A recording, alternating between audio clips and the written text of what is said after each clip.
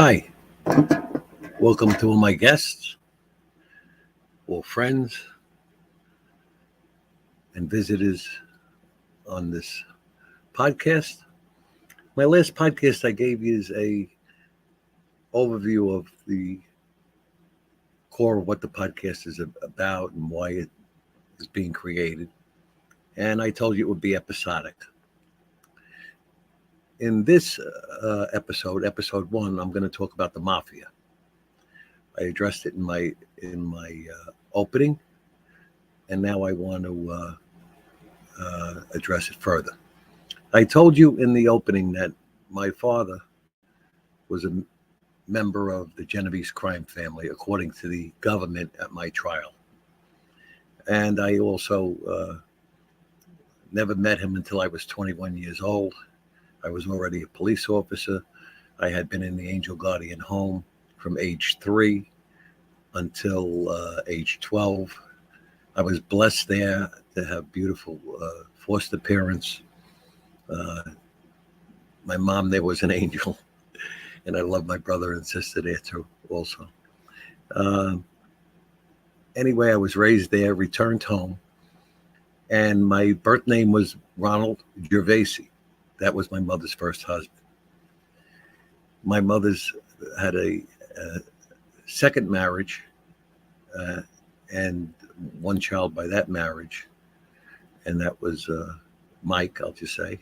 And a third marriage was to Louis Reale. I was born out of wedlock. I was not born to her in any of her marriages. And my father's name was Vincent Sersha. And I understand his street name was the Vance or Vinny Sig, something on that order. Anyway, I would come to meet him when I was 21 years old, when I had confronted my mother on the fact that I knew that Gervasi wasn't my father, although he signed the birth certificate. I knew that Reale wasn't my father, although he was her husband. And I told her that I wanted to meet my father. Long and short of that, and listen, my mom had a troubled beginning, and I have no criticism of her at all for anything. I hope she rests in peace. She set a meeting up with my father at the 19th hole on 86th Street and 14th Avenue in Brooklyn, which was a well-known Mafia hangout. So I went and met him, and during that meeting, he said to me that he was in the La Casa Nostra. So I did hear it from him also. He never talked much about it after that, anything about La Casa Nostra. As you know, they all take an oath of omerta, and that is to be silent, and that he was. In any event, I continued in a relationship with him until he passed at age 58 from a heart attack. God rest his soul. Now, when we hear the term Mafia, we all have different understandings of it, I guess. The most common one is tough guys, wise guys, things like that. In any event, yeah, I did a little more research into all of it because of who my father was. I know that the Mafia first came about in the 13th century in Italy, and it was really an organization against the French. In any event, as time went on, that grew into the Black Hand, and the Black Hand spiraled into the modern day La Casa Nostra in New York City. Now, in my career, I never really had much to do with them. I never went into an assignment where I was investigating them. And for all practical purposes, I'll say that I have had a lot of respect for them because they stayed in their lane. if there did come an occasion where you were going to have to make an arrest, you weren't going to be rolling around with them on the street. They just put out their hands. They'll take care of it in court. And for the most part, most of their activities were confined to their families or other criminal families. They did protect the neighborhood. I'll say that. They did it better than the police. They instilled a sense of respect in that neighborhood. People could walk out their house at night and feel safe to walk on the street. And so my dealings with the Mafia were really non-existent. I, as a police officer, was assigned to a lot of specialized units, worked undercover, worked in the robbery task force undercover. I was offered by then Chief Bruce Mallory to be assigned to the first Joint Terrorist Task Force with the FBI. And I turned that down because I wouldn't be able to run for PBA president. I would have been promoted to detective. So I turned that down. But I was a very proactive street cop. And really, the idea of following around terrorist groups like the FALN at the time, and that's not the kind of work that I attracted to, taking notes. I was proactive. I liked the action of actually interrupting the event and making the arrest. And so I stayed on the street until the day I was elected president. And I worked various anti-crime assignments, plainclothes units, specialized units, and patrol. And I was always aiming to rise up in the PBA to become the boss of the PBA, because I realized that it was that position that you could effectuate change and meaningful change for the rank and file. So I kept on running. I ran 4 times. 2 of the races were very close. In the 4th race, I prevailed, and I prevailed substantially. I was elected president of the PBA.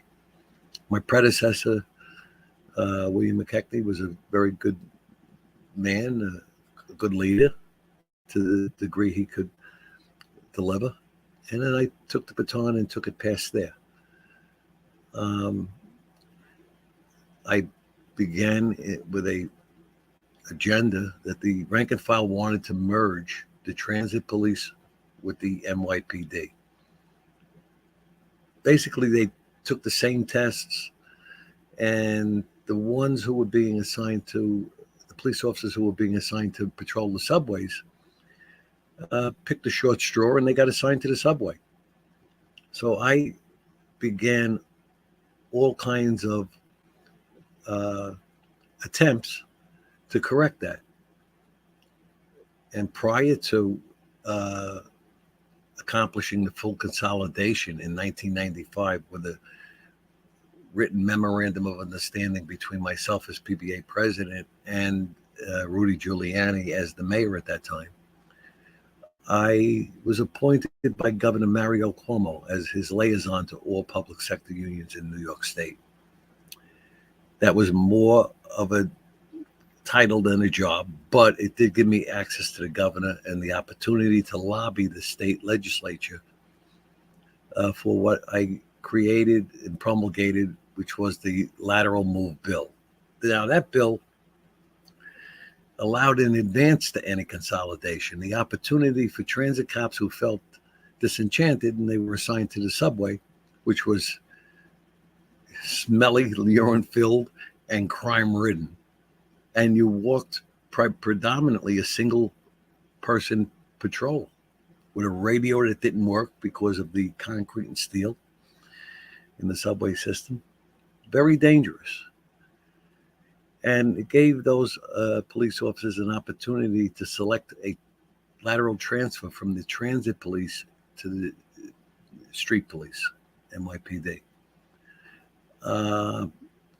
That would take place as new recruits were hired. Some of those new recruits would be assigned to the subway and allow the opportunity for those who were in the New York City Transit Police to transfer over to the NYPD. That was the first step, a major step towards accomplishing the merge of the ultimate consolidation of the police departments.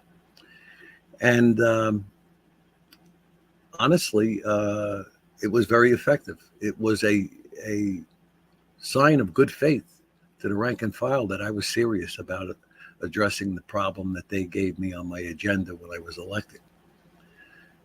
And I took it very seriously. However, after the governor signed the lateral move bill, above the objections of then Mayor Dinkins and above the objections of then Police Commissioner Ray Kelly, transfers began. I had advanced the goals of the PBA to the point where, in fact, when they merged with the NYPD, the benefits in the transit police were superior to the benefits in the New York City Police Department.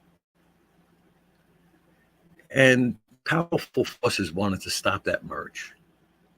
And I was even approached by high-ranking members of the MTA to say that, hey, if you take this off the agenda, the merge, we'll guarantee you, your cops, $5,000 a year more than NYPD once they sign their contract. And I couldn't entertain that because it was the rank and file's choice to merge the jobs.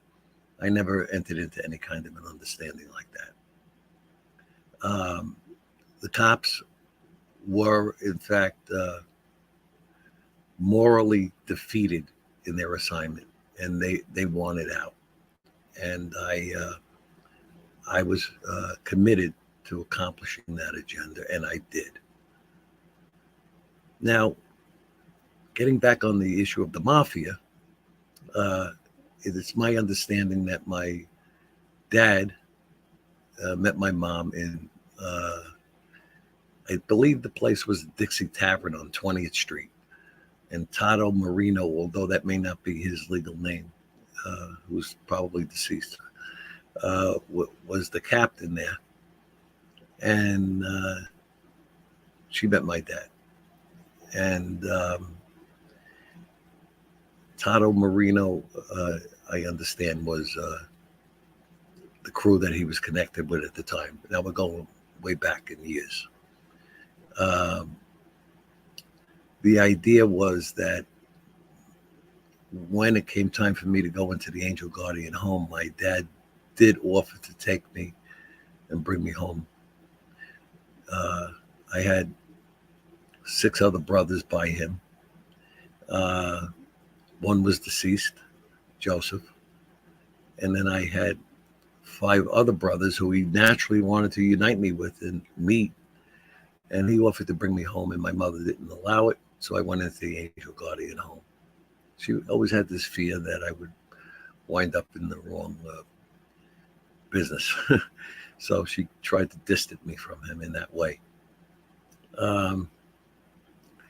The idea is also that there did come a time where I did meet my brothers after his death, my father's death. And we're all united today. And it's amazing. It's as though we would never separate. That's how good we get along. It's like, as though we were never apart. And it was a real pleasure to meet them. He kept promising to do that when he was alive, but never seemed to get around to it. And I kept telling him, don't worry about it, because I knew that he had heart problems, and I wasn't pressuring him on it. But I did ultimately meet them. And I have 17 brothers and sisters, but I'm an only child. You can figure that out if you connect the dots. My birth mom had 8 children. One was deceased in a car accident, a twin. My natural father had 6 boys. One was deceased, and 5 were living besides me. And I had 2, really 3 great brothers and sisters through foster care. I had Marie, Anthony, and Josephine. I loved them. And I still see, or I'm in communication with at least both of them today, and I still see them. COVID slowed that down a little, but we'll fix that. It's amazing how I could have been separated all those years, yet when we came together as one. And I'm grateful for having been blessed with a great foster family. My mom, Mary, was a saint, and my foster dad, Rocco, he's my hero. He was a New York City sanitation man, a delegate to the union. It was watching him that I formed my direction on where I was going to be. I wanted to be involved in the union. And so I was blessed with a good upbringing. And I was very rough and tumble from early years. I mean, I was in constant fights through school because the kids in there would poke fun at us when we would go to the school. We had all different last names. My foster mom had multiple foster children in the home at one time. And we identified as brothers and sisters, but we had different last names. So that would create a controversy at the school and wind up in the schoolyard getting settled on the gravel. I learned to fight quick. And Mr. D'Alessandro, who I believe was even trained in the Golden Gloves, he taught me how to box very young and always taught me never to let anybody put their hands on you. And I learned how to box. I learned how to protect myself. It was very useful over the years, believe me. So this episode is to catch you up on Mafia. I still have some more investigating to do to learn a little bit more about my dad, and I'm going to do that. And I myself, though, I want to make clear, was never involved in the Mafia, unlike the government who claimed in court that through legacy, I was an associate of the Genovese crime family. That's simply not true. And in any event, I'm sure it's in their files somewhere still. I don't really give a hoot about their files. I ultimately think I led a good life, an honest life. And yeah, I hit some bumps. And ultimately was sentenced to 21 years in federal prison. Had it reduced to 7 when I put a motion in to sentence me concurrently and got 3 days credit for every day I served in prison. I came out and I went full-time into paralegal. And I've been helping people ever since. I focused a lot. I can't tell you the number of cases I have overturned. I focused a lot on prison cases, cases where people were wrongfully convicted, did not have effective assistance of counsel during their proceedings. I reopened them years later through writs of habeas corpus and ultimately got them reduced sentences and in some cases overturned their sentencing. I've been an advocate for the little guy, especially up against the government who flexes its muscle with them. And basically that's where I've dedicated my life, to helping those who need help and sometimes can't even afford it. They can't afford these crazy legal fees. So in any event, I think I gave you a good update on the Mafia. I think you understand now that what the government said was not only inaccurate, it was evil. It was meant to damage my reputation in front of the jury. And it was not true. So with that, I'm going to end this episode and invite you to enjoy me on my next episode, where we will talk further on the issues of involving the merge, the indictment, and so on and so forth. Until then, I say ciao, be safe, and God bless.